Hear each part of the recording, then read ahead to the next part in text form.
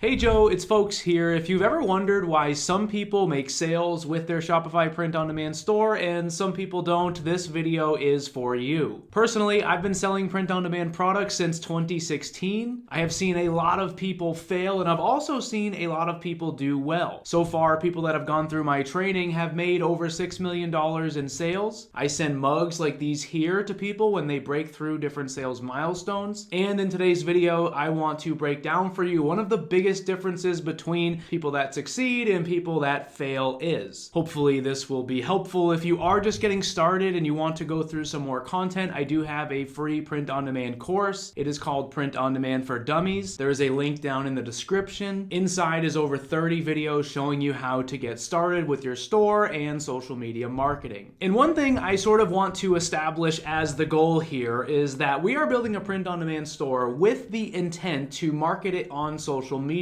Most people starting a print-on-demand store want to do that. And the idea would be that we are marketing to people on social media who are strangers to us, meaning they've never seen our store before, they don't know really much about us, and the goal is to get them to buy after first discovering our store. If that is what you are trying to do, what I want to show you is 3 print-on-demand stores that I don't think are going to succeed with that. The first one is this one right here. It is called errorlife.com. As we scroll through, we can see that they've kind of taken their brand name here and they've put it on a couple of different designs. We also have this store here. I'm not actually going to read the name of it. You can read their logo and you can see the name, but basically what they've done is they've created a clothing brand that sort of has this rebellious spirit to it, and they've just kind of put some pretty simple text on a couple of different products here, all using that one word that I'm not going to actually say in the video here. And lastly, we have this store here. They have 174 designs on it. It's called bonfirehustle.com. Most of their designs are basically just the name of their store or their logo or a camo or abstract pattern, and sometimes a mix of both. Now, I'm not trying to be negative when I say that I don't think these stores will actually succeed. What I'm trying to do though is share with you from my experience what I have seen not work well for people. As I mentioned, if you are creating something like this and the goal is to get strangers who have never seen your store before to buy your stuff, I think you're going to struggle because people don't know what Bonfire Hustle is. And ultimately, at the end of the day, these are kind of simple and generic designs. They're just camo snug blankets. They're just camo swimsuits. These here are just blankets with the logo on it. There's really no reason for someone to buy this, especially if they are a stranger to the brand. Obviously, if a company like Nike created stuff like this and they had the Nike logo on it, that would change it. Same thing here. This brand has been created with a rebellious spirit, but at the end of the day, people don't know anything about this, and they're likely not going to spend $55 on a hoodie that basically just has a very simple design on it like that. And the same thing is true here with this store, right? It's errorlife.com. They are essentially taking the brand name of the store and they are putting it on various products and attempting to make a name for themselves. People don't know this brand and they're likely going to ignore it unless they see more of it. What I mean by that is someone once said to me that you can't build a movement through typing, meaning you don't build a brand just by typing on your store. You build a movement through long-term grassroots efforts, which is why I say most people that try this with a print-on-demand store end up quitting because they don't want to put in the years that are going to be required to even make any sort of a name for themselves. It's likely going to require a heavy presence on social media as the brand owner, showcasing who they are as a person, what they're trying to create for a brand, showing behind the scenes type stuff to actually get people bought into what they're doing. Most people starting a print-on-demand store want to sell products to strangers. And if you're pursuing some sort of a clothing brand like what I just showed you, that is likely going to be difficult. And here is another store. It is called peachysunday.com, and this store is not necessarily based on a logo or a brand name or anything like that, but there is still a lack of specificity here with the actual shop. The same thing is true here. This is a store called liveinlifeonlove.com. You can see some very generic designs on a couple of different items, and then the homepage just kind of ends. What I'm basically saying is that this store here and the other one, while they're not based on a specific brand name or a logo, they really don't have a specific point for the store. They are basically just creating humorous, sarcastic, random text-based designs like this, or just broad concept designs like these here that have like hearts on them or autumn themed things on them. really no specific niche is being chosen for the actual designs. People who make sales with print on demand do things like this here. This is a store called coasterfashion.com. This is a niche-based store, which means they are branding themselves behind a niche, which is theme park lovers, and they're making designs specifically for people that like to go to theme parks and ride roller coasters. This here is not a niche-based store. This is called a product-based store where they are only making print-on-demand metal signs. You could technically do the same thing with different products, something like print-on-demand shoes or leggings or other types of decor or print-on-demand blankets, but the key is all of their designs have been made to represent a specific niche. If they were marketing this on social media, for example, someone who's interested in fishing would have a reason to buy this. If somebody who had an interest in theme parks and roller coasters came across these products on social media, again, they would have an interest in buying them. Just like I talked about here, where strangers would have no interest or no reason to buy a random brand called Error and after seeing it on social media, the same thing is true with something like this. If someone is just on social media and they come across this t-shirt that really doesn't relate to a specific niche, they're probably just going to click the like button on it or tag their spouse or their friend or something, rather than getting up off of the couch to go get their wallet and come back and then spend $29 on this shirt. Now, what I always say is that your print-on-demand store should do something specific well, meaning you should choose a niche and make a niche-based store like this, or your something specific that you're doing well should be a specific product type, and then you make designs for lots of different niches. What I'm saying is that you should avoid creating a store that just does generic things like this here. You should also avoid creating yourself a name brand like this. And over the last few years, I've noticed a major trend. A lot of people are leaving Etsy and they are opening their own Shopify store. The problem is, though, is that they're bringing a lot of those Etsy strategies to Shopify. They don't really know what specific thing to choose, and they sort of want to make sure that they can cast a wide net and sell to lots of different niches, and they end up with something that feels super scattered and honestly kind of generic. This store here is called SoManyThings.com, and it's kind of a perfect example of that, right? As we scroll through it, there's really no indication that this store is doing something specific well, right? I also think they have some issues with the way that they are presenting some different things. I think these graphics are really kind of generic and lackluster, but with that said, they're also all over the place. Everything from home decor, pillows and candles to footwear and hoodies and mugs and jewelry and luggage. The store is just kind of trying to do too much. It's doing a lot of different things and it's not really doing any of them well, right? Like these holiday designs here are incredibly generic and simple. They're also very common. There's likely going to be millions of different things like this on the internet for sale. On the store, you can see they have 272 different designs uploaded to it. And again, many of them are extremely generic. They've got lots of different things for different holidays. They've got lots of things like this here, which are just simple patterns that they've put on lots of different products. They've got different AI generated scenes that are on these candles here. And like I said, the store is not doing something specific well. And as I mentioned before, just a couple of things. I talked about these graphics here. I don't think that this is a great approach to showcase products, mainly because you're not even showing print-on-demand items. You don't sell any of these products here. You also don't sell these. These are all just blank mugs and tumblers. I don't think this is presented well. What I'd also say is some of the things that they've typed on this store is kind of like corny and almost like fake feeling, right? If we read this, it says, "At So Many Things with a Z, we believe in enhancing your everyday experiences by providing you with a curated selection of high-quality gifts that cater to various aspects of your life. Established with a passion for delivering convenience, style, and innovation, we have become your go-to destination for all of your gift-giving needs." To me, that sounds totally fake. I don't think that you've actually represented that sentence or those two sentences with what you've actually created here on the store, because this is not really a high-quality looking brand, right? The store seems like it does have some issues. It seems quite generic, and then down here, this entire sentence feels quite robotic. We even look down here. It says, "Explore our curated collection and find the perfect items that bring joy, convenience, and innovation to your everyday experiences." Ultimately, you're selling blankets and shirts and candles and different pieces of jewelry. This is not really a store that is bringing convenience and joy to people's lives. You're selling them pretty typical items. What I'm trying to say with a couple of these these comments here is when you're creating your store, you want it to sort of represent the sort of vibe that you're going for. And a lot of times that's achieved by doubling down on the specific thing that the store is actually doing. Like I said, you can do a niche store like this. And then as you're building the store, you build it with the vibe of that niche in mind. And it helps you to avoid doing some of those robotic things that I was just reading through. Obviously, a store like this is catering to numerous niches, but they're still branding themselves behind the fact that they are a store that specifically sells one type of product. Ultimately, what I'll say is if you are starting print on demand in 2024 or in 2025, as I'm making this video, it is the end of 2024. My hope is that if you are creating a store, that you will first identify what is the specific thing that the store does well. If your hope is to get strangers to buy your items, you're going to need to make sure that you are making designs for specific niches. This means that the specific thing your store does could be one niche. You could build yourself a niche store like this. You could choose a niche, make a product catalog